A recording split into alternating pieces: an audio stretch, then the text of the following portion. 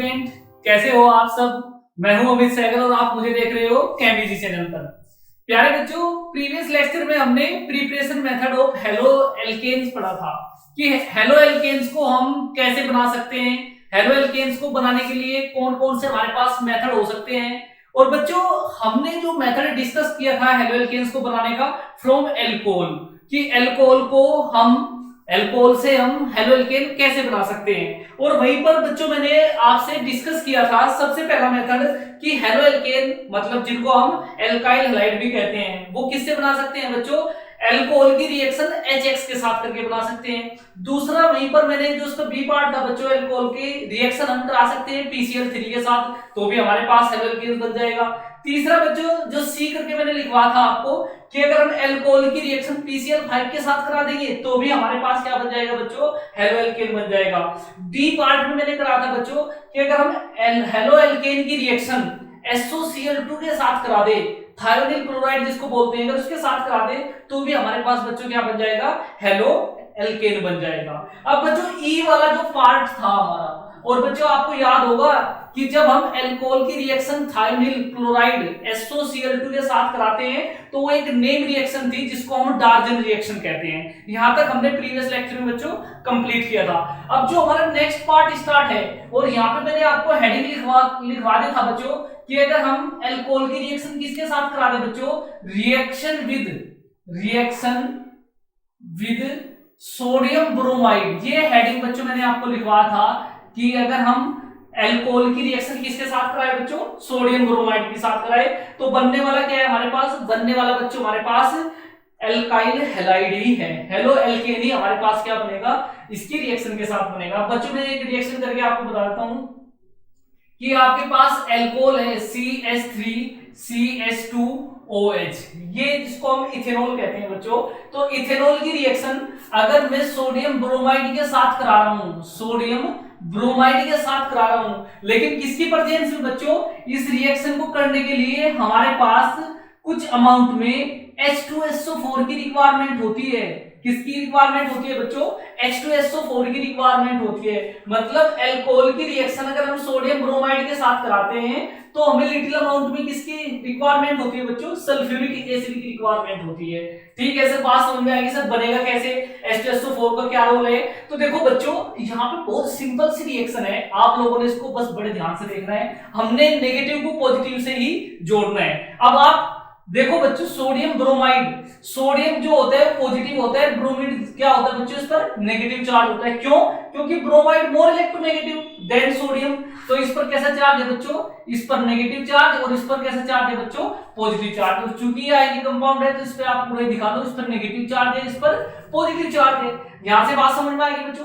अब यहाँ पे देखो बच्चों, सल्फ्यूरिक एसिड, एसिड क्या होते हैं बच्चों, एसिड वो होते हैं जो H पॉजिटिव देते हैं। क्या देते हैं बच्चों, जो H+ आयन देते हैं। क्या बचा यहाँ पे बच्चों, ध्यान से देखो, H2SO4 में से H पॉजिटिव आ गया, बचा क्या हमारे पास, बचा हमारे पास सर HSO4 नेगेटिव, यही बचेगा बच्चों यहाँ पे। क्लियर सर, बात समझ में आ गई। Na पॉजिटिव ये है, ये Br नेगेटिव होता है, यहाँ से H पॉजिटिव आता है, HSO4 नेगेटिव आता है। और यहाँ पे तो हमें पता है ऑक्सीजन मोर इलेक्ट्रोनेगेटिव बच्चों, oxygen more electronegative than this carbon, तो इस पर कैसा चार्ज नेगेटिव, इस कार्बन पर कैसा चार्ज पॉजिटिव। और ये जो हाइड्रोजन दिखाई दे रहा है बच्चों, इस पर भी कैसा चार्ज आएगा, क्योंकि ये भी मोर इलेक्ट्रोनेगेटिव से जुड़ा है, तो इस पर भी कैसा चार्ज आएगा बच्चों, पॉजिटिव।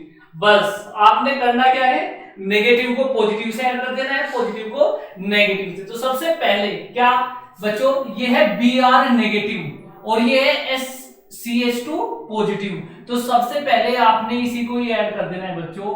देखो जो हम बनाना चाह रहे हैं क्या बनेगा बच्चों, CH3CH2Br, मतलब जो हम बनाना चाह रहे थे एल्काइल हैलाइड CH3CH2Br। लो भाई बन गया हमारे पास हेलो एल्केन, तो बन गया, जिसको हम क्या कहेंगे, ब्रोमोएथेन, हमारा प्रोडक्ट तो बन गया।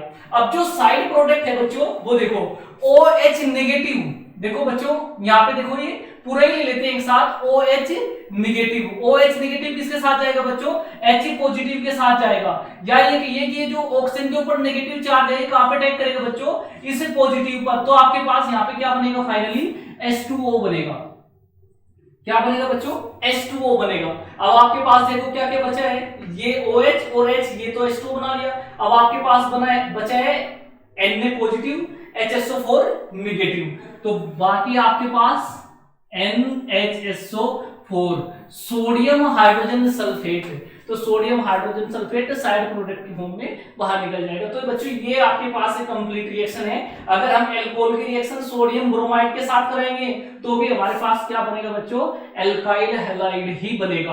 अब देखो यहीं पर एक रिएक्शन और करा रहा हूं बच्चों में। अगर एल्कोहल की reaction same CH3, same alcohol हमने लिया है यहाँ पे CH2OH, अगर एल्कोहल की रिएक्शन बच्चों में सोडियम ब्रोमाइड ना लेके इसकी जगह क्या ले लेता हूं, पोटेशियम आयोडाइड ले लेता हूं।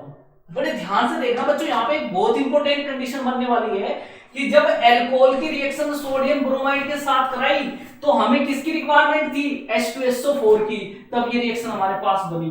लेकिन बच्चों यहाँ पे देखिए आप, अगर मैं एल्कोहल की रिएक्शन पोटेशियम आयोडाइड के साथ कराता हूं तो यहाँ पे अक्सर क्वेश्चन बनता है कि जब हम एल्कोहल की रिएक्शन पोटेशियम आयोडाइड के साथ कराते हैं तो there is no requirement of H2SO4। H2SO4 की रिक्वायरमेंट नहीं होती। क्यों नहीं होती बच्चों, वही केस में यहाँ समझाने की कोशिश कर रहा हूं। अगर पहले मैं आपको बता रहा हूं बच्चों, अगर मैं यहाँ पे H2SO4 ले लूं, अगर मैं यहाँ पे H2SO4 ले लूं रिएक्शन के अंदर, तो क्या बनेगा बच्चों, सेम रिएक्शन तो यही बनेगी हमारे पास जो ऊपर थी CH3 CH2। आप कहोगे कि सर इसमें क्या था, जो रिएक्शन आपने ऊपर लिखी है सेम ही तो बनेगी। यहाँ पे CH3 CH2 बस आयोडीन ऐड हो जाएगा, प्लस में सर H2O निकल जाएगा और प्लस में सर आप यहाँ बन जाएगा KHSO4। यही तो बनेगा सर। ये तो बड़ी सिंपल रिएक्शन थी। लेकिन बच्चों ये रिएक्शन ऐसे नहीं होती, क्योंकि जब हम एल्कोहल की रिएक्शन पोटेशियम आयोडाइड के साथ कराते हैं तो H2SO4 की रिक्वायरमेंट नहीं होती। अगर आपने H2SO4 रिएक्शन के अंदर यूज कर लिया तो बच्चों प्रोडक्ट ये नहीं बनेगा। तो प्रोडक्ट देखो क्या बनेगा, कैसे बनेगा, तो मैं इसका रीजन लिख रहा हूं कि क्यों हम इसको यूज नहीं करते। जब हम एल्कोहल की रिएक्शन पोटेशियम आयोडाइड के साथ कराते हैं तो H2SO4 को क्यों यूज नहीं करते बच्चों, क्यों ये रिएक्शन नहीं होती इस टाइप से, तो H2SO4 हम यूज नहीं करते। क्यों नहीं करते वो देखना है बच्चों।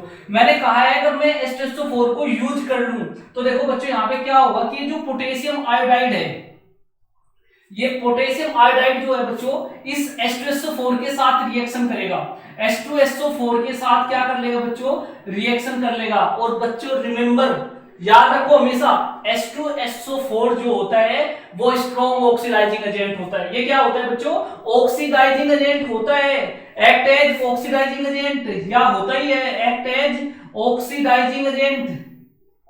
ऑक्सीडाइजिंग एजेंट क्या होता है बच्चों, ऑक्सीडाइजिंग एजेंट। तो इसका क्या कर देगा बच्चों, ऑक्सीडेशन। किसमें, ये ऑक्सीडाइजिंग एजेंट है बच्चों, ऑक्सीडाइजिंग एजेंट। तो इसको पोटेशियम आयोडाइड को किसमें कन्वर्ट कर देता है बच्चों, ये यहाँ पे क्या बनेगा, HI बनता है। क्या बनेगा बच्चों, HI बनेगा और प्लस K2SO4 बनता है रिएक्शन के अंदर। बड़े ध्यान से देखना बच्चों, अगर मैंने H2SO4 इस रिएक्शन में यूज कर लिया तो क्या बनने वाला है, क्यों ये नहीं बनता प्रोडक्ट, और बनेगा तो फिर कैसे बनेगा। अगर पोटेशियम आयोडाइड देखो एल्कोहल के साथ रिएक्शन ना करके किसके साथ रिएक्शन करेगा पहले बच्चों, H2SO4 के। और आपको पता है कि H2SO4 कैसा है, ऑक्सीडाइजिंग एजेंट, और ये ऑक्सीडाइजिंग एजेंट है तो Ki को किसमें कन्वर्ट कर देता है बच्चों, HI में कन्वर्ट कर देता है, प्लस K2SO4 अलग बन जाता है। अब देखो बच्चों फिर से क्या होता है, ये HI फर्दर ऑक्सीडाइज होता है, फर्दर ऑक्सीडाइज होता है। HI क्या होता है बच्चों, फिर से ऑक्सीडाइज होता है, किसके अंदर, I2 के अंदर। किसके अंदर ऑक्सीडाइज होता है बच्चों, आयोडीन के अंदर। मतलब अभी ये रिएक्शन आपस में ही हो रही है और बन क्या रहा है, आयोडीन। और आयोडीन का मतलब ये है बच्चों कि आयोडीन कैसे टूटता है, आयोडीन का मतलब ये है, तो आयोडीन जब टूटता है तो ये कैसे टूटेगा बच्चों, ये फ्री रेडिकल की फॉर्म में टूटेगा। ये फ्री रेडिकल और ये फ्री रेडिकल, और ये आयोडीन ही है बच्चों, किसके साथ जुड़ेगा जाके, अब एल्कोहल के साथ, क्योंकि रिएक्शन में तो हमने ये लिखा है CH3 CH2 आयोडीन, मतलब ये यहाँ से बाहर निकलेगा और आयोडीन कहां पे जुड़ेगा बच्चों, यहाँ पे। इसके एल्कोहल के साथ कौन रिएक्शन करता है बच्चों, फाइनली आयोडीन। अगर मैं क्या ले लेता हूँ, H2SO4। और मैं आपको बता देता हूं बच्चों कि जो आयोडीन होता है इसका साइज एल्कोहल के कंपैरेटिवली बहुत बड़ा होता है बच्चों। और आयोडीन को अगर एल्कोहल के साथ रिएक्शन करनी है तो मोर एक्टिवेशन एनर्जी की रिक्वायरमेंट होती है, ज्यादा एनर्जी की रिक्वायरमेंट होती है। इसलिए हम यहाँ पे नहीं चाहते कि हम H2SO4 डालें और H2SO4 डाल के ये आयोडीन बने यहाँ पे, क्योंकि आयोडीन इजीली इसके साथ रिएक्शन नहीं करेगा। अगर रिएक्शन करेगा तो इसको बहुत ज्यादा एक्टिवेशन एनर्जी की रिक्वायरमेंट होती है। तो जब भी हमसे पूछा जाए कि भाई H2SO4 क्यों नहीं यूज करते, अक्सर क्वेश्चन पूछा जाता है कि इस क्वेश्चन में कि H2SO4 क्यों यूज नहीं करते, तो हम बताएंगे कि भाई इसमें रिएक्शन में इसके साथ H2SO4 ऑक्सीडाइजिंग एजेंट की तरह एक्ट करता है और फाइनली हमें ये रिएक्शन भी लिख के दिखानी है बच्चों आपने, आयोडीन बनता है। और ये आयोडीन जो है फिर एल्कोहल के साथ रिएक्शन करता है और फाइनली क्या लिखेंगे, that is iodine have larger size, या दैट इज आयोडीन इज कर लेते हैं बच्चों, that is iodine is larger than alcohol. Iodine क्या होता है बच्चों, लार्जर होता है किससे, alcohol. So it have required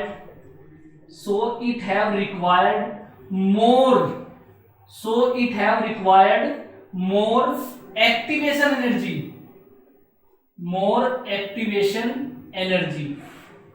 देखो बच्चों क्या लिखा हमने, iodine is larger than alcohol, so it have required more activation energy for reaction with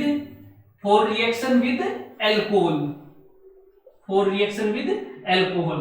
तो एल्कोहल के साथ अगर रिएक्शन करनी है तो आयोडीन को क्या चाहिए, लार्जर एक्टिवेशन एनर्जी चाहिए, मोर एक्टिवेशन एनर्जी चाहिए, इसलिए हम ये H2SO4 यूज नहीं करते। और फाइनली बच्चों हम रिएक्शन में क्या करते हैं कि जो ये अल्कोहल जो होता है, जो फाइनल रिएक्शन हमारे पास आती है CH3CH2OH, ये आपके पास अल्कोहल है और हम इसकी पोटेशियम आयोडीन के साथ रिएक्शन करते हैं, इसमें H2SO4 बिल्कुल भी ऐड नहीं करते हैं और फाइनली आपके पास प्रोडक्ट जो बनता है CH3CH2I बन जाएगा और प्लस के KOH।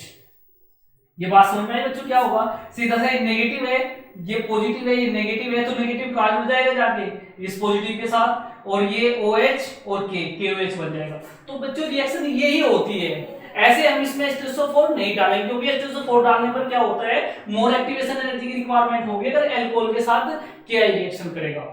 ठीक है बच्चों, तो आई होप आपको ये क्लियर होगा कि हम इसमें H2SO4 क्यों यूज नहीं करते। ये बच्चों मैंने यहाँ पे रीजन भी लिख दिया। और रिएक्शन जो होती है आपके पास ये होती है, एल्कोहल पोटेशियम आयोडाइड के साथ रिएक्शन करके क्या बनाता है, आयोडो इथेन बना लेता है बच्चों, और यही हमने बनाना था प्रिपरेशन मेथड में। तो जल्दी से आप बच्चों इसका फटाफट से स्क्रीनशॉट लीजिए। ओके बच्चों, अब हमारे पास आता है सेकंड मेथड। फर्स्ट मेथड हमने हेलोजन बनाने का किससे किया है बच्चों, फ्रॉम एल्कोहल। अब सेकंड मेथड है बच्चों हमारे पास फ्री रेडिकल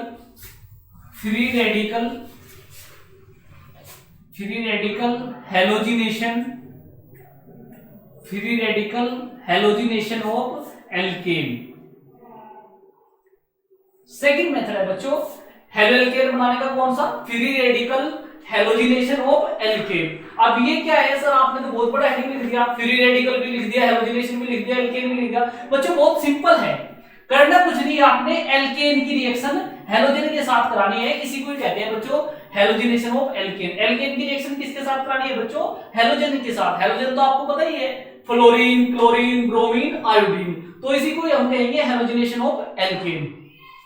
ये क्यों लिखा है सर फ्री रेडिकल, देखो बच्चों अगर हम एल्केन का हैलोजिनेशन कराते हैं तो वो सनलाइट की प्रेजेंस में होता है, क्योंकि फ्री रेडिकल कहां बनते हैं बच्चों, फ्री रेडिकल सनलाइट की प्रेजेंस में ही बनते हैं। जब होमोलिटिक क्लीवेज जो होता है वो सनलाइट या यूवी की प्रेजेंस में ही होता है। अब देखो मैं यहाँ पे एग्जांपल लेके आपको ये सब क्लियर करा देता हूँ। एल्केन, कोई भी एल्केन ले लो बच्चों आप, मैंने ले लिया CH3, देखो यही है सबसे हमारे पास अच्छा 2 कार्बन वाला इथेन, और इसका मैं बच्चों हैलोजिनेशन मतलब कोई भी ले लेता हूं, चलो क्लोरीनेशन करा देता हूं। तो इसको तो हम कहेंगे जब एल्केन की रिएक्शन क्लोरीन के साथ कराते हैं तो हैलोजिनेशन ऑफ एल्केन।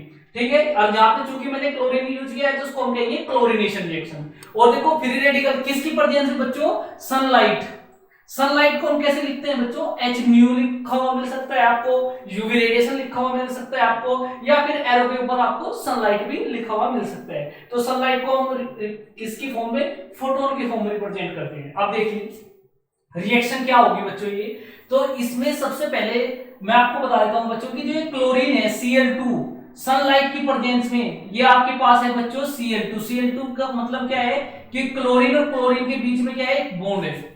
और जैसे ये आप इस पे सनलाइट डालते हो तो ये जो क्लोरीन होता है बच्चों, ये ब्रेक डाउन हो जाता है Cl2 किसमें, ऐसे इसका होता है होमोलिटिक क्लीवेज। एक बॉन्ड का मतलब है बच्चों 2 इलेक्ट्रॉन, तो इसका होमोलिटिक क्लीवेज क्या समझा था कि जब दोनों बॉन्डिंग इलेक्ट्रॉन इक्वली डिस्ट्रीब्यूट हो जाए, मतलब दो इलेक्ट्रॉन है, एक बॉन्ड का मतलब क्या होता है बच्चों, 2 इलेक्ट्रॉन, तो एक इलेक्ट्रॉन तो इसके पास आ जाए और एक इलेक्ट्रॉन किसके पास चला जाए, दूसरे वाले क्लोरीन के। तो आपके पास बनेगा क्या बच्चों, एक इलेक्ट्रॉन इसके पास आ गया प्लस एक इलेक्ट्रॉन दूसरे क्लोरीन। इनको ही कहते हैं बच्चों फ्री रेडिकल। किसकी प्रेजेंस में बनते हैं, सनलाइट की प्रेजेंस में बनते हैं। कौन सा क्लीवेज होता है बच्चों, होमोलिटिक क्लीवेज होता है। ये हम सब पढ़ चुके हैं 11वीं क्लास में। ये बना है बच्चों आपके पास फ्री रेडिकल। अब यहां पे देखो ये फ्री रेडिकल किसके साथ रिएक्शन करेगा, एल्केन के साथ करेगा। तो बच्चों सनलाइट की प्रेजेंस में क्या होता है, देखो यहाँ पे लिखा है CH3 मैं इसको ऐसे भी लिख सकता हूँ क्या बच्चों, यहाँ पे 2 हाइड्रोजन, यहाँ पे 1 हाइड्रोजन मैं यहाँ पे जोड़ देता हूँ। सेम है बच्चों CH3 कार्बन के साथ 3 हाइड्रोजन जुड़े हैं, 2 यहाँ पे 1 यहाँ पे। रिएक्शन को समझाने के लिए मैंने ऐसा कर दिया आपको। तो सनलाइट की प्रेजेंस में जब ये बॉन्ड होमोलिटिक क्लीवेज हो सकता है, तो यहाँ पर ये बॉन्ड भी क्या होगा बच्चों, इसका भी होमोलिटिक क्लीवेज होगा। मतलब एक बॉन्ड मतलब 2 इलेक्ट्रॉन, तो एक इलेक्ट्रॉन तो चला जाएगा इसके पास और दूसरा इलेक्ट्रॉन आएगा इसके पास। क्लियर है बच्चों। तो क्या बनेगा यहाँ पे, देखो कंडीशन क्या बनेगी बच्चों, यहाँ पे मैं इसके नीचे लिख देता हूँ कि कंडीशन क्या बनेगी। यहाँ पे ये कुछ इस तरह से बनेगा CH3 CH2 और यहाँ पे क्या बनेगा बच्चों, ये फ्री रेडिकल। यहाँ पे मैं इसको थोड़ा सा और दिखा दे, डॉट से हम इसको रिप्रेजेंट करते हैं, फ्री रेडिकल है। और यहाँ पे एक इसके पास है बच्चों, किसके, H के पास, ये जब अलग हो जाएगा, एक फ्री रेडिकल है। अब देखो क्या बनेगा, ये एक इलेक्ट्रॉन इसका और एक इलेक्ट्रॉन इसका, 2 इलेक्ट्रॉन हो गए बच्चों। तो 2 इलेक्ट्रॉन मतलब एक बॉन्ड, क्या बनेगा, HCl। तो साइड प्रोडक्ट तो हमें पता चल गया बच्चों क्या बनेगा, HCl। क्लियर है। अब देखो यहाँ पे भी एक इलेक्ट्रॉन इसका और एक इलेक्ट्रॉन दूसरे वाले क्लोरीन का, तो दोनों मिलकर एक इलेक्ट्रॉन ये, एक इलेक्ट्रॉन ये, तो 2 इलेक्ट्रॉन मतलब एक बॉन्ड। तो बच्चों किसके साथ जुड़ जाएगा, इसके साथ। तो हमारे पास बनेगा CH3 CH2 और Cl बन गया आपका बच्चों एल्काइल हैलाइड। तो ये है बच्चों simple free radical halogenation of alkene. यहाँ पे रेडिकल बनते हैं, ये आपस में जुड़ते हैं, ठीक है। और कुछ बच्चे सोच रहे होंगे कि सर आपने ये हाइड्रोजन निकाला है, आप इधर से क्यों नहीं निकाला। बच्चों मैं आपको बताऊं कि आप यहाँ के बजाय अगर इससे निकालोगे तो भी प्रोडक्ट बच्चों हमारे पास सेम ही बनना है। अगर सेम प्रोडक्ट है तो फिर आप यहाँ पे जोड़ लो या फिर यहाँ पे जोड़ लो, कोई प्रॉब्लम नहीं है। डिफरेंट प्रोडक्ट कैसे होगा बच्चों, डिफरेंट प्रोडक्ट तब होगा जब उनका आईयूपीएसी नोमेनक्लेचर भी अलग होगा। आप करके देख सकते हो बच्चों, अगर यहाँ से हाइड्रोजन को निकालोगे और उस पर फ्री रेडिकल यहाँ बनाओगे तो सेम ही बनेगा वही, आप करके देख सकते हो अपनी नोटबुक में। अब मैं दूसरा एग्जांपल एक और लेता हूँ बच्चों, यहाँ पे तो आपके पास एक ही प्रोडक्ट बना है, लेकिन इस वाले केस में बच्चों 2-2 प्रोडक्ट, 3-3 प्रोडक्ट, 4-4 प्रोडक्ट भी बनते हैं। मैं एक क्वेश्चन आपको और लेता हूँ, कैसा, CH3 CH2 CH3। अब की बार मैंने यहाँ पे इथेन लिया था, यहाँ मैंने क्या लिया बच्चों, प्रोपेन लिया। ये क्या है हमारे पास, प्रोपेन CH3। इसका मैंने क्या किया बच्चों, क्लोरीनेशन Cl2। किसकी प्रेजेंस में होता है ये, सनलाइट की। सर ये तो पता आ गया कि इसका क्लोरीनेशन करा दे। और बच्चों मैं आपको बता देता हूँ यहाँ क्लोरीन की जगह Br2 हो सकता है, I2 हो सकता है, रिएक्शन हमारे पास सेम ही होनी है। तो मैंने यहाँ पे क्लोरीनेशन करा रहा हूँ, अगर Br2 होगा तो उसको ब्रोमिनेशन बोलेंगे, आयोडीन होगा तो उसको आयोडोनेशन बोलेंगे। किसकी प्रेजेंस में, सनलाइट की। अब बार-बार मुझे दिखाने की जरूरत नहीं है, आपको पता है कि ये Cl2 कैसे कन्वर्ट होगा बच्चों, free radical. Cl free radical यहाँ बनेगा, Cl फ्री रेडिकल यहाँ पे बनेगा, ये हम चीज पढ़ चुके हैं। अब यहाँ पे देखो बच्चों, यहाँ पे एक प्रोडक्ट नहीं बनेगा, यहाँ पे 2 प्रोडक्ट बनेंगे। कैसे, अगर मैं बच्चों हाइड्रोजन यहाँ से हटाऊं, इस वाले केस से हाइड्रोजन हटाऊं, तो अगर मैं इसको लिख देता हूं, चलो CH2 ये H है। अगर मैं इस बॉन्ड को ब्रेक करता हूं तो बच्चों फ्री रेडिकल कहां बनेगा, इस पे मैं लिख देता हूं, चलो CH3 CH2 CH2 ये बना दी फ्री रेडिकल। बन गया बच्चों एक। अब दूसरी पॉसिबिलिटी क्या हो सकती है बच्चों कि ये हाइड्रोजन यहां से ना हटके मैं कहां से हटा सकता हूं, इस वाले से पोजीशन से भी हटा सकता हूं, ये वाला भी हटा सकता हूं। दूसरी पॉसिबिलिटी ये होगी, तो यहाँ पे आप देखना बच्चों प्रोडक्ट 2 बनेंगे। तो अगर मैं यहां से हटाता हूं तो फ्री रेडिकल कहां आएगा बच्चों, इस कार्बन के ऊपर आएगा, तो ये बनेगा CH3 CH2 और इधर CH3 एडिटिव, और ये क्या बनेगा बच्चों, फ्री रेडिकल। ठीक है ना, तो 2 फ्री रेडिकल बने, तो 2 फ्री रेडिकल बनने का मतलब क्या है बच्चों, 2 प्रोडक्ट बनेंगे। अब कुछ बच्चे सोच रहे होंगे सर इसको भी हटा दो, अगर बच्चों आप इसको हटाओगे तो पहले वाला बन जाएगा। अगर आप हाइड्रोजन यहां से हटाओगे तो फ्री रेडिकल यहां बनेगा। सिंपल है बच्चों, जहां से हाइड्रोजन हटाओगे वहीं पे ही फ्री रेडिकल बनेगा, क्लोरीन उसी पर ऐड होगा। तो अगर एक हाइड्रोजन मैंने यहां से हटाया तो ये फ्री रेडिकल बना, पहली कंडीशन। दूसरा हाइड्रोजन अगर ये हटाता हूं तो ये वाली कंडीशन बनती है। अगर मैं यहां से हटाऊंगा तो बच्चों फिर पहले वाली कंडीशन बन जाएगी। आप करके देख सकते हैं, सेम ही प्रोडक्ट बनेगा। तो यहाँ पे 2 फ्री रेडिकल बने हैं। अब सर ये बात समझ में आ गई कि 2 फ्री रेडिकल बनते हैं। और बच्चों फ्री रेडिकल क्या होते हैं, इंटरमीडिएट होते हैं। कभी हमसे क्वेश्चन में ये भी पूछ लिया जाता है कि जब हम फ्री रेडिकल हैलोजनेशन करते हैं एल्केन का तो इंटरमीडिएट क्या बनता है, तो इंटरमीडिएट बच्चों फ्री रेडिकल बनता है। इनको हम क्या बोलते हैं बच्चों, फ्री रेडिकल कहते हैं। अगर किसी भी कार्बन के ऊपर एक सिंगल इलेक्ट्रॉन है, ओड इलेक्ट्रॉन है, तो उसको हम फ्री रेडिकल कहेंगे। ठीक है, क्लियर है बच्चों। अब देखिए, अब सर जब 2 प्रोडक्ट बने हैं तो उनमें एक मेजर होगा एक माइनर होगा, बिल्कुल मेजर माइनर होंगे बच्चों। अब आपके पास क्या है, देखो मैं पहले तो रिएक्शन ही पूरी कर देता हूं, इसके नीचे लिख देता हूं बच्चों, इसका प्रोडक्ट इसके नीचे लिख देता हूं। अब क्या है बच्चों, यहां से Cl2 से क्या आता है बच्चों, Cl नेगेटिव, तो वो Cl नेगेटिव एक इलेक्ट्रॉन इसका एक इलेक्ट्रॉन इसका ऐड हो जाएगा, तो प्रोडक्ट क्या बनेगा आपके पास, CH3 CH2 CH2 Cl। दाएं बाएं कहीं भी अटैच कर सकते हो। इधर बच्चों क्या बनेगा दूसरा, CH3 CH Cl Cl और साइड में क्या है CH3। अब सर ये बता दीजिए कि 2 प्रोडक्ट बने हैं, पहला ये दूसरा ये, कौन सा इनमें से मेजर होगा कौन सा इनमें से माइनर होगा। अब बच्चों मेरे अकॉर्डिंग मैं बता रहा हूं आपको, मेरे अकॉर्डिंग तो ये मेजर प्रोडक्ट है। ये कैसा है बच्चों, मेजर प्रोडक्ट। ये कैसा है बच्चों, माइनर प्रोडक्ट। ये है माइनर प्रोडक्ट। अब सर आपको तो पता था, बहुत सारे बच्चे बोल रहे होंगे सर आपको तो पता था कि ये मेजर होगा ये माइनर होगा, हमें कैसे पता चलेगा कि कौन सा मेजर कौन सा माइनर है। तो बच्चों मैं यहाँ नोट करके लिखवा देता हूँ आपको एक पॉइंट। आपने क्या देखना है, मेजर माइनर का कैसे पता करते हैं, अगर मोर स्टेबल फ्री रेडिकल होगा, जितना स्टेबल फ्री रेडिकल होगा प्रोडक्ट भी हमारा उतना ही स्टेबल होगा। स्टेबिलिटी का मतलब क्या है बच्चों, वो मेजर प्रोडक्ट होगा। जितना स्टेबल फ्री रेडिकल उतना ही स्टेबल प्रोडक्ट, वही मेजर होगा। अब सर स्टेबिलिटी का कैसे पता करें, तो मैं बच्चों यहाँ पे नोट करके लिखवा रहा हूं आपको फ्री रेडिकल की स्टेबिलिटी कैसे फाइंड आउट करनी है। मैं लिख रहा हूं बच्चों tertiary free radical, tertiary free radical more stable, tertiary free radical more stable than secondary than primary free radical, than primary free radical। तो tertiary free radical जो होता है बच्चों वो ज्यादा स्टेबल होता है देन सेकेंडरी देन प्राइमरी। और ये किसका ऑर्डर है बच्चों, stability order, stability order of free radical, stability order of free radical. जितना ज्यादा फ्री रेडिकल स्टेबल होगा उतना ही स्टेबल हमारे पास क्या बनेगा बच्चों, प्रोडक्ट। अब सर ये चीज, ये सीक्वेंस बच्चों आपने याद रखनी है, ऑर्डर तो याद ही रखना है आपने। इसी के अकॉर्डिंग आप बताओगे कि कौन सा मेजर है कौन सा माइनर है। रीजन में भी ये लिखोगे, अगर आपसे 2 प्रोडक्ट दे दिए, जैसे मैंने यहाँ पे लिखा है कि ये मेजर है ये माइनर, मैं आपसे पूछता हूँ कि क्यों है, तो आप बच्चों इसके बेसिस पर उसको डिफाइन करेंगे, क्योंकि आप आंसर में लिखोगे sir tertiary free radical more stable than secondary than primary. अब टर्शियरी क्या होता है, प्राइमरी क्या होता है, सेकेंडरी क्या होता है, इसको मैं आपको एक्सप्लेन कर देता हूं बच्चों, बहुत आसान है इसको फाइंड आउट करना।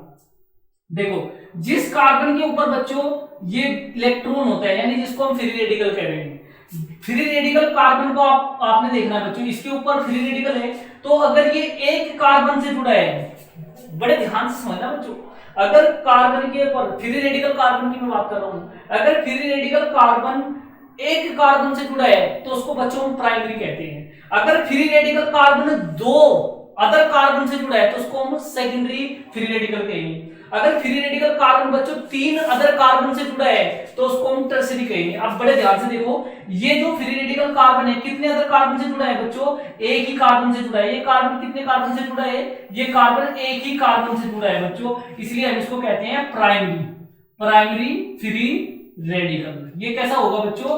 Primary free radical. क्लियर है? अब इसको देखो, ये फ्री रेडिकल कार्बन कितने अदर कार्बन से जुड़ा है बच्चों? देखो ये कार्बन एक तो इधर जुड़ा है सर, और दूसरा कार्बन कहां जुड़ा है? इस साइड। तो ये कार्बन जो होता है बच्चों 2 अदर कार्बन से जुड़ा है, तो इसको मैं कहूंगा सेकेंडरी फ्री रेडिकल। इसको मैं क्या कहूंगा बच्चों? Secondary free radical. अगर ऐसा हो जाता कि ये फ्री रेडिकल कार्बन किसी तीसरे कार्बन से ऊपर नीचे जुड़ा होता तो वो होता है बच्चों टर्सरी फ्री रेडिकल। तो देखो ऑर्डर क्या लिखा हुआ है? Tertiary free radical more stable than secondary than primary. अब आपको समझ में आ गया कि सर प्राइमरी फ्री रेडिकल और सेकेंडरी फ्री रेडिकल में तो ये ज्यादा स्टेबल होता है। अगर बच्चों ये ज्यादा स्टेबल होता है सेकेंडरी वाला, तो प्रोडक्ट भी ज्यादा स्टेबल कौन सा बनेगा? यही बनेगा। जो ज्यादा स्टेबल मतलब वही आपके पास मेजर प्रोडक्ट। स्टेबल प्रोडक्ट मतलब क्या है बच्चों? Major product. तो जो आपके पास जो मेजर प्रोडक्ट है वो कौन सा होगा? ये होगा। तो बच्चों ये था आपके पास free radical halogenation of alkane. तो जल्दी से आप इसका स्क्रीनशॉट लीजिए बच्चों। ओके बच्चों, अब हम जो थर्ड मेथड है हमारे पास, थर्ड मेथड कौन सा है बच्चों? From alkene. एल्कीन से बनाना है बच्चों। सबसे पहला जो मेथड था हमारे पास फ्रॉम एल्कोहल से हमने एल्काइल बना। दूसरा मेथड था बच्चों हमारे पास free radical halogenation of alkane, उससे हमने एल्काइल बना। अब तीसरा मेथड है बच्चों हमारे पास फ्रॉम एल्कीन से एल्काइल हाइड कैसे बनाएंगे ये देखना है बच्चों में। तो मैं यहाँ पे सबसे पहले देखो लेता हूं CH2 डबल बॉन्ड CH2। बच्चों इसको मैं सिमेट्रिकल एल्कीन कहता हूं। इसको क्या बोलेंगे बच्चों? सिमेट्रिकल एल्कीन है ये। वैसे नाम तो आपको उसका पता ही है कि क्या है ये? 2 कार्बन वाला है तो इथीन। और सिमेट्रिकल क्यों कह रहा हूं बच्चों? सिमेट्रिकल को फाइंड आउट करने का सबसे आसान तरीका है बच्चों, आपने ये देखना है कार्बन है डबल बॉन्ड कार्बन, ये आपने पकड़ लिया। कार्बन डबल बॉन्ड कार्बन, ये यहाँ पे ऐसे याद रख low carbon double bond carbon. अगर इधर नंबर ऑफ कार्बन या नंबर ऑफ ग्रुप सेम है, जितने नंबर ऑफ कार्बन इस साइड जुड़े हैं उतने ही नंबर ऑफ कार्बन इस साइड जुड़े होने चाहिए, तो उसको बच्चों को कहते हैं सिमेट्रिकल। अब देखो कैसे, ये मैंने यहाँ पे लिया कार्बन डबल बॉन्ड कार्बन, इधर तो सर कोई ग्रुप है ही नहीं, तो बच्चों इधर भी तो कोई ग्रुप नहीं है, इधर भी नहीं है तो इधर भी नहीं है, सेम ही है, तो इसलिए इसको कहते हैं बच्चों सिमेट्रिकल एल्कीन। तो फ्रॉम एल्कीन से हमने क्या करना है बच्चों? हमने एल्काइल हैलाइड बनाना है। तो सिमेट्रिकल एल्कीन एक पार्ट लिख लेता हूं, उसमें भी 2 पार्ट कराऊंगा मैं बच्चों, बहुत इंपॉर्टेंट है ये भी। तो सबसे पहले मैं एल्कीन की रिएक्शन करा रहा हूं बच्चों किसके साथ? Reaction with HX। अब इस नाम से तो आप फैमिलियर हो गए होंगे। HX मतलब क्या है बच्चों? X मतलब होता है हेलोजन, अक्सर HX मतलब होता है HF, HCl, HBr, HI। ये तो हमें क्लियर समझ में आ गया कि जब आप HX लिखते हो तो HX का मतलब HF, HCl, HBr, HI कुछ भी हो सकता है। तो देखो बच्चों अब मैं इसकी रिएक्शन किसके साथ करा रहा हूं? HX के साथ करा रहा हूं। तो इथीन की रिएक्शन अगर मैं किसके साथ करा रहा हूं बच्चों? HX। कोई भी ले लो तो मैं सिंपल HX ही लिख देता हूं अभी यहाँ पे। तो देखो प्रोडक्ट क्या बनेगा, बना क्या रहे बच्चों? हम एल्काइल हैलाइड बना रहे हैं, तो प्रोडक्ट भी हमारा एल्काइल हैलाइड बनेगा। लेकिन बनेगा कैसे? आप देखो बच्चों, अब देखो यहाँ पे आपको पता है, बस ये समझ जाओ जनरल रिएक्शन, सारी रिएक्शन आप कर लोगे। अगर जनरल रिएक्शन समझ में आ गई तो सारी रिएक्शन हो जाएगी, बस ये ग्रुप ही चेंज होता रहेगा बच्चों, कोई फर्क नहीं है, रिएक्शन ऐसे ही होगी। HX का मतलब क्या है बच्चों? X जो होता है हेलोजन होता है, और आपको पता है कि halogen more electronegative than hydrogen, तो X पर तो कैसा चार्ज होता है बच्चों? नेगेटिव। और H पर कैसा चार्ज होता है बच्चों? पॉजिटिव। में पार्शियली पॉजिटिव दिखा देता हूं, पार्शियली नेगेटिव दिखा देता हूं। तो मतलब X नेगेटिव है और H क्या है बच्चों? पॉजिटिव। मैं आपको एक चीज और बता देता हूं बच्चों, हमेशा जो अटैक होता है रिएक्शन के अंदर वो नेगेटिव पार्ट हमेशा अटैक करता है। कौन पार्ट करते हैं बच्चों? नेगेटिव से पॉजिटिव की ओर अटैक होता है। और अटैक करने वाले कौन होते हैं बच्चों? नेगेटिव किस पर होता है बच्चों? नेगेटिव इलेक्ट्रॉन होते हैं। अगर किसी स्पीशीज के पास इलेक्ट्रॉन है तो वो अटैक कर सकता है, या कोई लोन पेयर है इसके पास वो अटैक कर सकता है, या बच्चों डबल बॉन्ड है तो वो भी अटैक होता है। अब देखो यहाँ पे ध्यान से देखो, कार्बन के पास ना तो कहीं मुझे इलेक्ट्रॉन दिखाई दे रहे हैं, ठीक है बच्चों, ना ही कार्बन के पास लोन पेयर है कहीं पर जो इस पर अटैक कर देगा, ना ही कार्बन पर नेगेटिव चार्ज है, नेगेटिव चार्ज बच्चों अटैक करता है, तो यहाँ पर क्या है, ना कोई कार्बन के पास नेगेटिव चार्ज है जो उस पर अटैक कर सके कहीं। तो बच्चों क्या है, लेकिन कार्बन के पास ये बॉन्ड है ना बच्चों, पाई बॉन्ड, तो हमेशा अटैक कौन करता है बच्चों, नेगेटिव चार्ज हो या फिर लोन पेयर हो, इलेक्ट्रॉन हो, या फिर आपके पास पाई बॉन्ड हो, ये हमेशा अटैक करते हैं कहां पर, पॉजिटिव पे। अब देखो बच्चों, ये जो पाई बॉन्ड है जिसको मैं पाई इलेक्ट्रॉन भी कहता हूं, ये अटैक किस पे करेंगे बच्चों, पाई इलेक्ट्रॉन है, इलेक्ट्रॉन पर तो नेगेटिव चार्ज हो, अब जब इलेक्ट्रॉन पर नेगेटिव चार्ज होता है तो एक्स पर तो अटैक करने से रहा, वो कहां पे अटैक करेगा, एच पॉजिटिव पर अटैक करेगा, तो किस पर अटैक करेगा, ये एच पर अटैक करेगा। और देखो ये जो पाई इलेक्ट्रॉन है, एक बॉन्ड मतलब क्या होता है बच्चों, दो इलेक्ट्रॉन, तो इस पाई बॉन्ड में कितने इलेक्ट्रॉन है, दो इलेक्ट्रॉन, तो दो इलेक्ट्रॉन किस किस के हैं बच्चों, एक इलेक्ट्रॉन तो इस कार्बन का है और एक इलेक्ट्रॉन इस कार्बन का है। तो जैसे ही ये इस पर अटैक करता है एच पॉजिटिव पर, तो कुछ कंडीशन इस तरह की बन जाती है, CH2, ये बॉन्ड तो बढ़ जाएगा, डबल बॉन्ड था, किसमें कन्वर्ट हो जाएगा बच्चों, सिंगल बॉन्ड में, और आगे क्या है, इससे जुड़ा हुआ है CH2, और इसके साथ क्या जुड़ गया बच्चों, H, क्या अटैच हो गया बच्चों, H। लेकिन बड़े ध्यान से देखो, ये जो बॉन्ड था पाई बॉन्ड, इस पर एक इलेक्ट्रॉन इस कार्बन का था और एक इलेक्ट्रॉन इस वाले कार्बन का था, इसके साथ तो जाके ये अटैच हो गया हाइड्रोजन, लेकिन इसको देखो, इसके पास तो कितने बॉन्ड बचे हैं बच्चों, 3, एक ये और 2 हाइड्रोजन जुड़े हैं, तो 3 होने कितने चाहिए थे, 4, तो यहाँ पर कैसा चार्ज आएगा बच्चों, पॉजिटिव चार्ज, क्योंकि आपको पता है कि ये साझे का इलेक्ट्रॉन था और किसके साथ चले गए दोनों, इस हाइड्रोजन पर, इसके साथ जाके जुड़ गया इस कार्बन के, तो इसमें तो कुछ भी नहीं बचा, इसने इलेक्ट्रॉन क्या किए, डोनेट, और जो इलेक्ट्रॉन डोनेट करता है उस पर कैसा चार्ज आता है बच्चों, पॉजिटिव चार्ज आता है। तो कार्बन पर कैसा चार्ज आ गया, पॉजिटिव चार्ज। ठीक है सर, कार्बन पर पॉजिटिव चार्ज आ गया, लेकिन सर आपने ये इस पे जोड़ा है, आप इस पे भी तो जोड़ सकते थे, बिल्कुल जोड़ सकते थे बच्चों, अगर आपने हाइड्रोजन यहाँ पे मैंने जोड़ा है तो आप यहाँ पे भी अगर जोड़ोगे तो सेम ही बचेगा, क्योंकि क्या होगा बच्चों, ये हाइड्रोजन अगर इस पे जुड़ जाएगा तो ये इस पर पॉजिटिव चार्ज आएगा, नाम लिख के देख लेना, सेम ही रहेगा। और इसको मैंने नाम दिया था बच्चों, कार्बन के ऊपर अगर पॉजिटिव चार्ज होता है, sp2 हाइब्रिडाइजेशन होता है, तो इसको बच्चों हम कहते हैं कार्बोकेटायन। क्या कहते हैं इसको, कार्बोकेटायन। इसका मतलब सर, जब HX एल्कीन के साथ रिएक्शन करता है तो किसका फॉर्मेशन होता है, कार्बोकेटायंस का। लेकिन जब हमने रिएक्शन किसके साथ कराई थी बच्चों, एल्केन के साथ कराई थी, तो किसका फॉर्मेशन हुआ था, फ्री रेडिकल का। यहाँ किसका फॉर्मेशन हुआ है, कार्बोकेटायन का।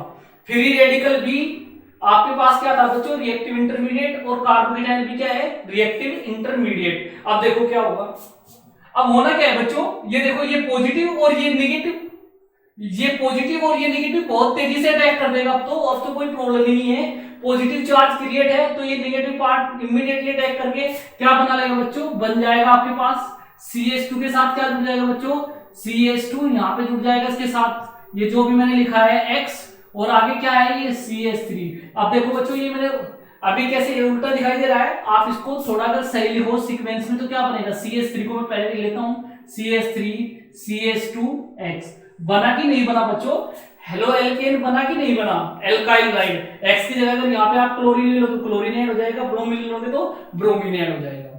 क्लियर है बच्चों, ये था सिमेट्रिकल केस में। लेकिन अगर बच्चों मैं अनसिमेट्रिकल एल्कीन लेता हूं, CH3 CH double bond CH2, देखो बच्चों CH3 CH double bond CH2, carbon की वैलेंसी 4 होनी चाहिए, देखो 4 ही है क्या, हाँ 4 ही है। इसको बोलते हैं बच्चों अनसिमेट्रिकल एल्कीन। प्रोपीन है, देखो कार्बन कार्बन डबल बॉन्ड, इसको पकड़ो, इस साइड एक मिथाइल ग्रुप जुड़ा है लेकिन इस साइड कुछ भी नहीं है, तो इसका मतलब ये कैसी है, अनसिमेट्रिकल एल्कीन। अब इसकी रिएक्शन करा रहा हूं बच्चों में HX के साथ। सिमेट्रिकल एल्कीन के केस में तो प्रॉब्लम ही नहीं है बच्चों, वही प्रोडक्ट बनेगा, सेम प्रोडक्ट, एक नहीं। और देखो एक बात ध्यान से देखो बच्चों, ये जो HX था ये कंप्लीटली किसके साथ अटैच हुआ है, एल्कीन के साथ अटैच हुआ है। मैं नीचे नोट करके लिखवा भी दूंगा इसके बाद कि जो एल्कीन होते हैं वो एडिशन रिएक्शन देते हैं। सबसे पहले किसने अटैक किया बच्चों, यहाँ पे इलेक्ट्रोफाइल। इलेक्ट्रोफाइल का मतलब होता है जो इलेक्ट्रॉन डेफिशिएंट स्पीशीज होती है। अगर ये इलेक्ट्रोफाइल नहीं होता तो रिएक्शन होती ही नहीं बच्चों, तो इसलिए जो एल्कीन होता है वो इलेक्ट्रोफिलिक एडिशन रिएक्शन शो करता है। इसके बाद में नोट में एक और लिखवा देता हूं कि एल्कीन कौन सी रिएक्शन शो करते हैं, इलेक्ट्रोफिलिक एडिशन। सब कुछ ऐड हुआ, एडिशन मतलब HX का क्या है, इस पे एल्कीन के साथ हम ऐड कर रहे हैं। और ये इसमें हेल्प कौन कर रहा है, इलेक्ट्रोफाइल, तो इसलिए इसका नाम रख दिया बच्चों इलेक्ट्रोफिलिक एडिशन रिएक्शन। चलो आप लोगों को प्रॉब्लम होगी तो पहले मैं इसको लिखवा देता हूं नोट करके। तो नोट में क्या है बच्चों, alkene gives electrophilic, alkene gives electrophilic addition reaction, electrophilic addition reaction. कौन सी रिएक्शन देती है बच्चों, एल्कीन इलेक्ट्रोफिलिक एडिशन रिएक्शन देती है। अब देखो एल्कीन इलेक्ट्रोफिलिक एडिशन रिएक्शन देती है। अब हम अनसिमेट्रिकल, ये तो था सिमेट्रिकल केस, ये है बच्चों अनसिमेट्रिकल। दोनों के केस में कैसी रिएक्शन देती है, electrophilic addition reaction. Electrophilic addition reaction मतलब सर ये HX यहां पे ऐड करना है, बस सिंपल सी बात है, HX को ऐड करना है, एल्कीन में ऐड करना है। अब देखिए यहाँ पे HX को आपने एल्कीन के अंदर ऐड करना है। कैसे ऐड करेंगे बच्चों, ये नेगेटिव पार्ट है, ये आपको पता है कि कैसा पार्ट है, पॉजिटिव पार्ट है। अटैक कौन करेगा, सर अटैक तो ये डबल बॉन्ड ही करता है। तो बच्चों जब ये डबल बॉन्ड अटैक करेगा तो इस वाले केस में देखना बच्चों, यहाँ पे तो एक ही प्रोडक्ट था सेम, आप H को यहाँ पे ऐड कर लो या यहाँ पे ऐड कर लो, सेम ही प्रोडक्ट बनता था। लेकिन इस वाले केस में बच्चों दो प्रोडक्ट बनेंगे। कैसे, अगर मैं इस पाई बॉन्ड इस पर अटैक करता है तो एक कंडीशन तो ये है कि बच्चों ये H कहां पे अटैच हो जाए, इसके पास। दूसरी कंडीशन क्या है बच्चों, ये H किसके पास अटैच कर दूं मैं, इसके पास। तो दोनों भी मैं लिख रहा हूं यहाँ पे CH3CH डबल बॉन्ड था तो कैसा होगा बच्चों, सिंगल बॉन्ड। H को मैं यहाँ पे अटैच कर देता हूं इसके साथ। आगे क्या बचा है बच्चों, CH2। तो देखो कार्बन की 3 वैलेंस थी तो उस पर कैसा चार्ज आएगा, एक पर पॉजिटिव चार्ज, यानी कि क्या फॉर्मेशन हो रहा है, कार्बोकेटाइन का। दूसरा क्या बनेगा बच्चों, दूसरी पॉसिबिलिटी यहाँ पे क्या हो सकती है, मैंने H यहाँ पे ऐड किया है, दूसरी पॉसिबिलिटी आप सर यहाँ पे भी तो H ऐड कर सकते हैं, तो चलो मैं यहीं पे कर लेता हूँ बच्चों। तो बनेगा क्या आपके पास CH3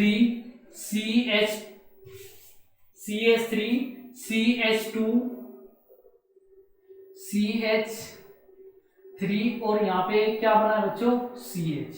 अब की बार मैंने H कहां पे ऐड किया है, H अब की बार मैंने इस वाले पार्ट पे ऐड किया है, तो CH2 थे कितना हो गया बच्चों, CH3। और यहाँ पे देखो ये कितना बचा बच्चों, CH।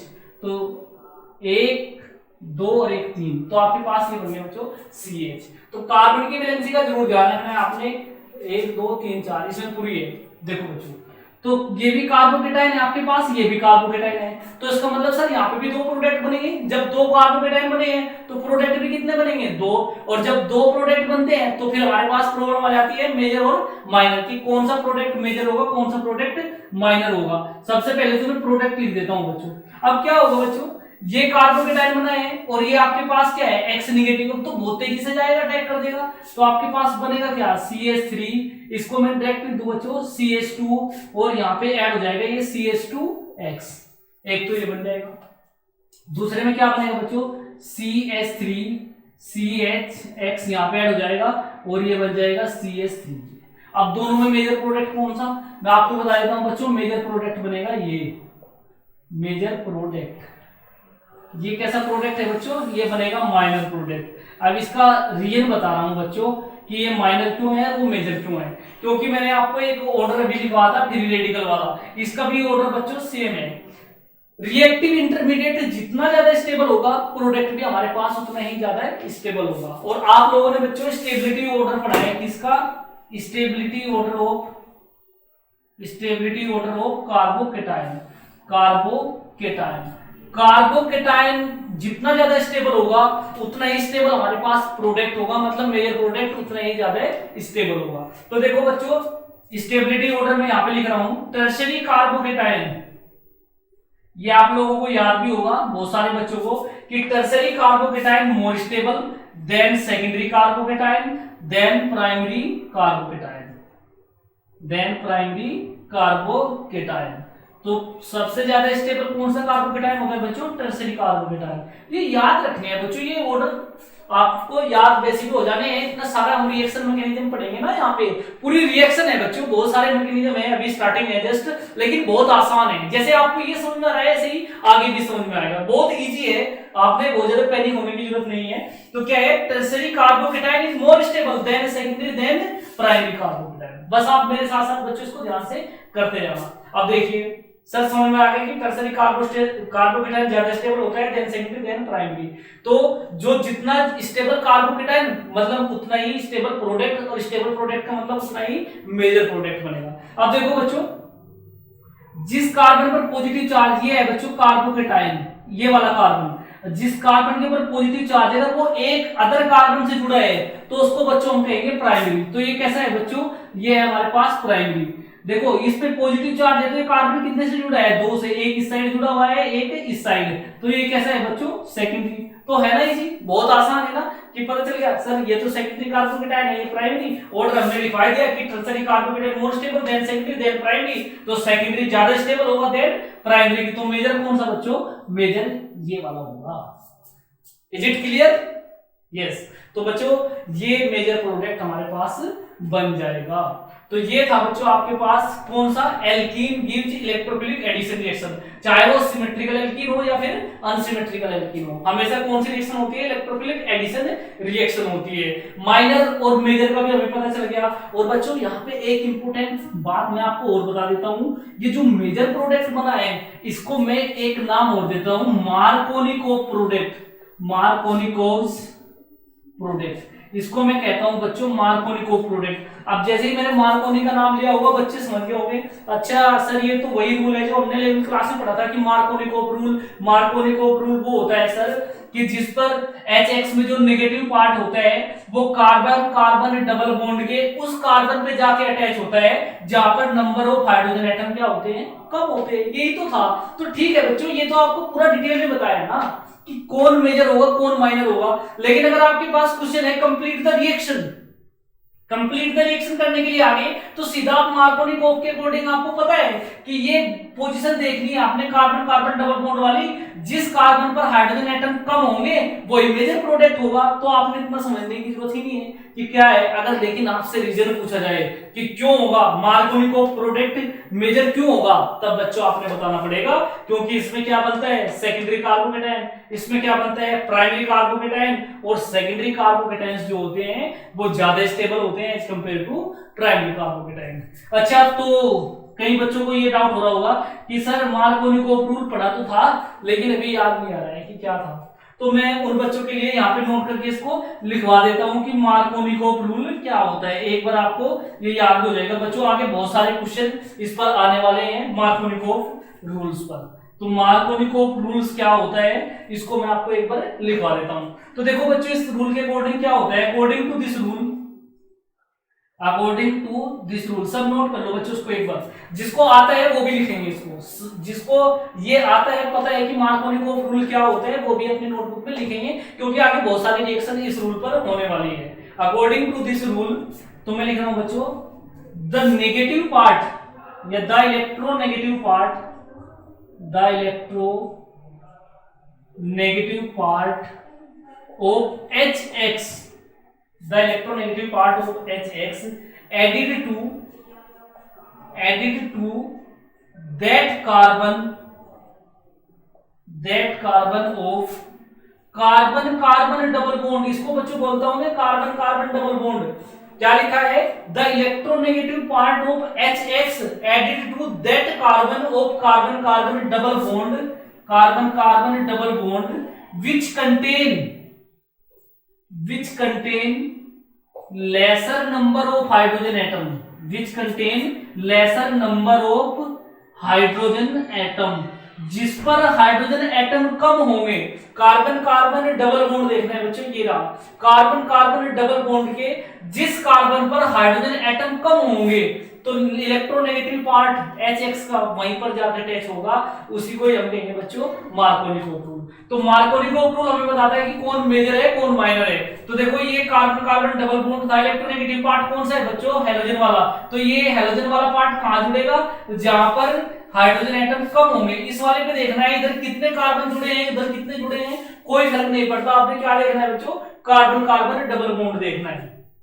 क्या देखना है बच्चों, सिर्फ आपने ये कार्बन कार्बन डबल बॉन्ड देखना है। तो जिस कार्बन पर हाइड्रोजन एटम कम होंगे तो X उसी पर जाके ऐड हो जाएगा और H बराबर वाले को हो जाएगा। तो देखो यहाँ पे यही तो है बच्चों, हाइड्रोजन एटम कम कहाँ थे, इस वाले पार्ट पे, तो X इसी पे ही जाके अटैच हुआ है और H इधर जाके अटैच हो गया। तो इसलिए हम इसको कह रहे हैं बच्चों कौन सा, मार्कोनी कोव प्रोडक्ट, और ये हमारे पास क्या है, मेजर प्रोडक्ट। सो फटाफट से आप इसका बच्चों स्क्रीनशॉट लीजिए।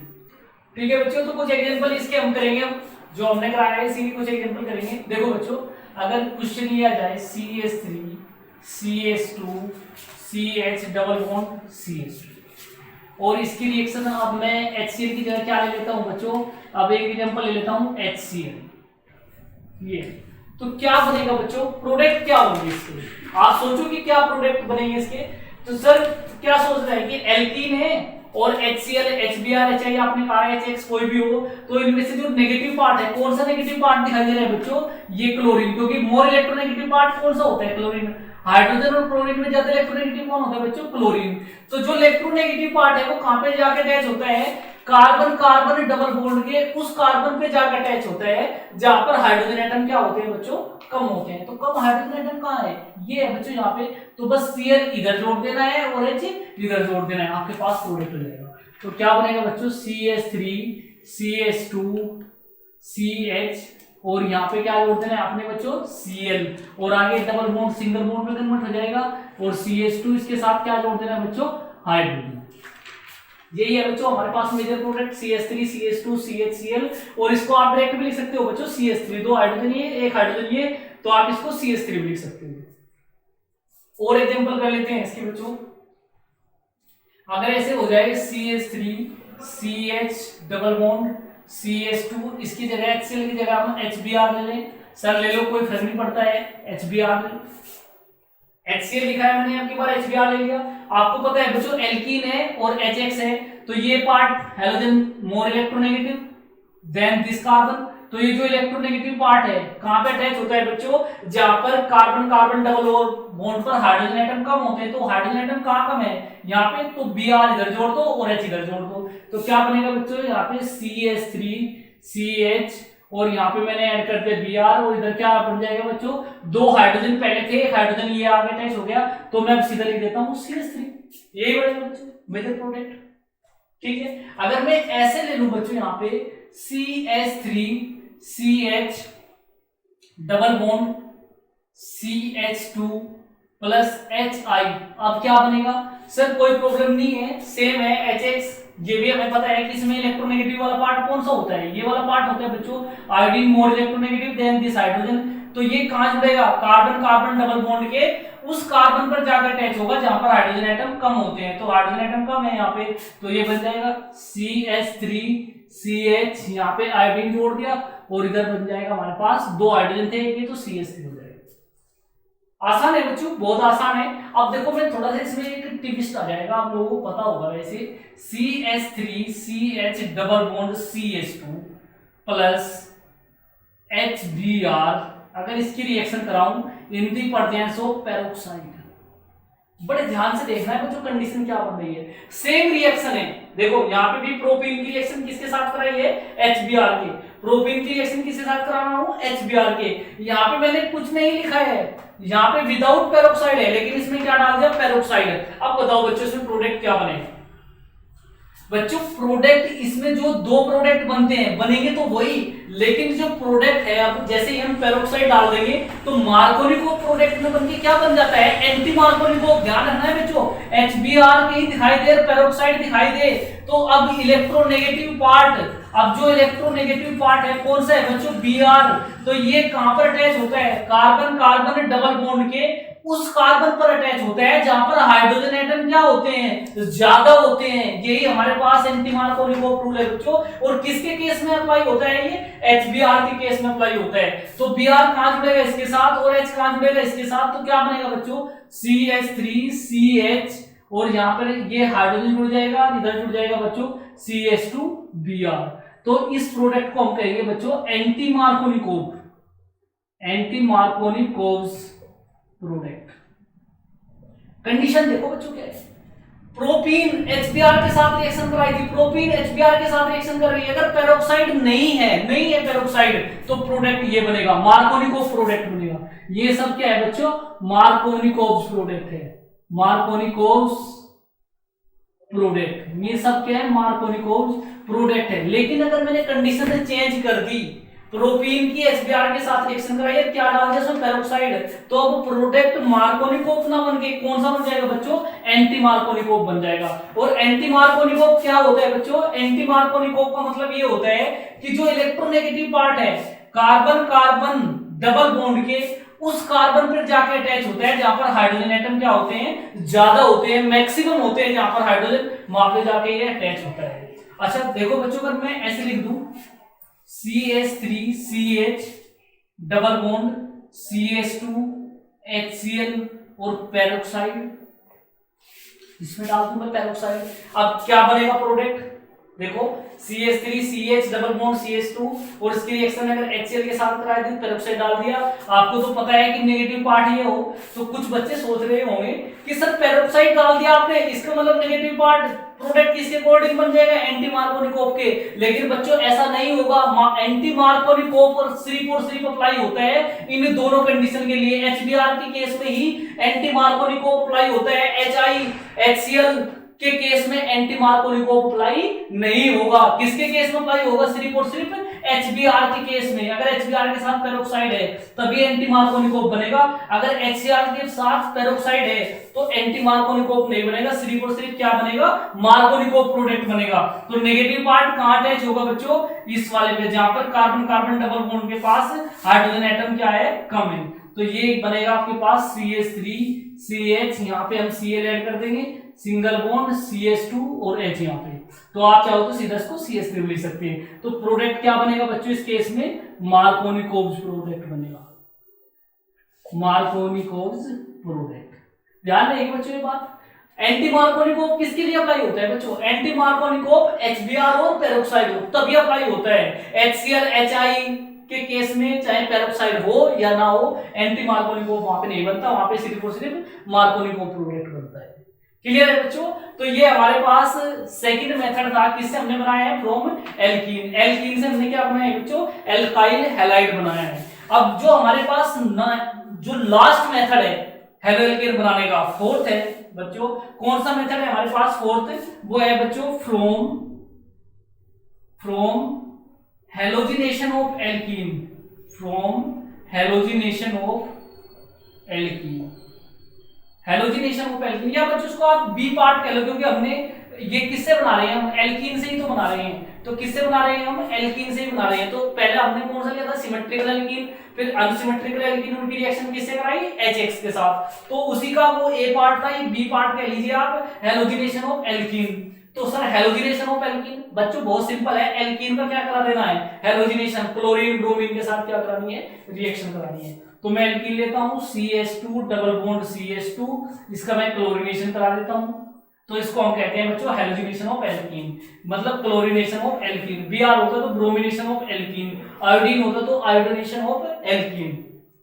लेकिन एक चीज और ध्यान रखने वाली है बच्चों, ये जो रिएक्शन होती है कार्बन टेट्राक्लोराइड CCl4 सोलवेंट जो होता है हमारे पास CCl4 कार्बन टेट्राक्लोराइड, इसकी प्रेजेंस में रिएक्शन होती है। तो एल्कीन का जब हम हेलोजिनेशन कराते हैं किसकी प्रेजेंस में कराते हैं, CCl4 की प्रेजेंस में कराते हैं। तो क्या बनेगा बच्चों, बहुत सिंपल है, यहाँ पे देखो क्या बनेगा, CH2 सिंगल बॉन्ड CH2, एक बॉन्ड हटेगा और एक Cl यहाँ पे ऐड हो जाएगा, एक Cl ऊपर ऐड हो जाएगा। इसको हम कहते हैं बच्चों anti halogenation, anti halogenation, anti halogenation. इसको हम क्या कहेंगे बच्चों, एंटी हेलोजिनेशन कहेंगे।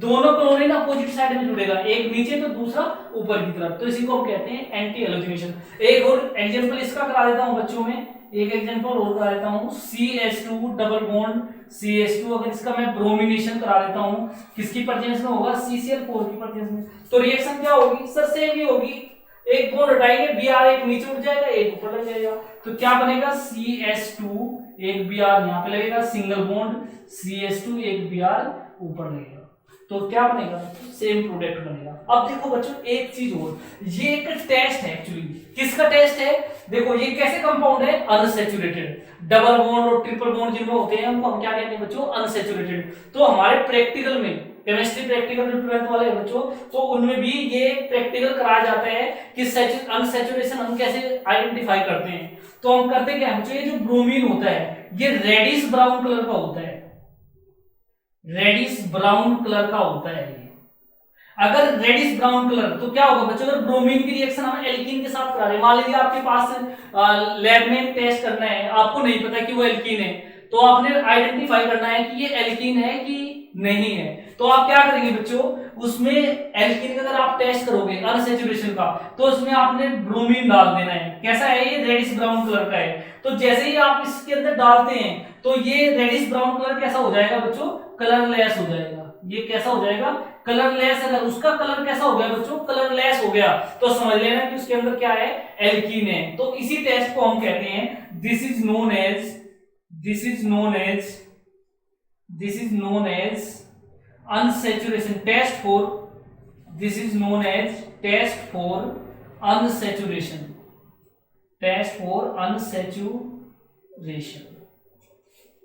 तो इसको हम बच्चों क्या कहते हैं, टेस्ट फॉर अनसैचुरेशन। तो हमने एल्कीन में क्या डाल देना है, ब्रोमीन डाल देना है in the presence of carbon tetrachloride, तो ये कलर होता है रेडिश ब्राउन कलर, तो किसमें हो जाएगा, कलरलेस हो जाएगा। तो इसी को ही हम कहते हैं बच्चों कौन सा, टेस्ट फॉर अनसैचुरेशन।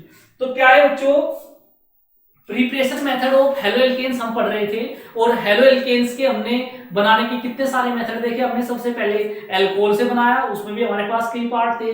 दूसरा हमने free radical of halogenation of alkene किया, उससे हमने बनाया। तीसरा जो बच्चों हमने देखा है फ्रॉम एल्कीन में भी हमने कई सारे पार्ट देखे हैं, तो उनसे भी हमने बनाया है। तो ये यहाँ पर preparation method of halo alkane complete हो जाता है बच्चों। नेक्स्ट लेक्चर में हम जो है स्टडी करने वाले हैं physical properties and chemical properties of halo alkane. तो आज बच्चों हम यहीं तक स्टडी करेंगे, आपने बड़े ध्यान से इसको पढ़ना है। और लास्ट में बच्चों, जिसने अभी तक इस वीडियो को सब्सक्राइब या लाइक कमेंट्स नहीं किया है, तो वो इसको लाइक कीजिए, और नीचे इनबॉक्स में जाकर बच्चों कमेंट्स जरूर किया करो, ताकि मेरे को पता लगे कि आप लोगों को कुछ समझ में भी आ रहा है। आपके कमेंट से थोड़ा मोटिवेट होता हूं मैं, और आपके लिए फिर अच्छे से वर्क करने का मन करता है। ठीक है बच्चों, तो थैंक यू सो मच।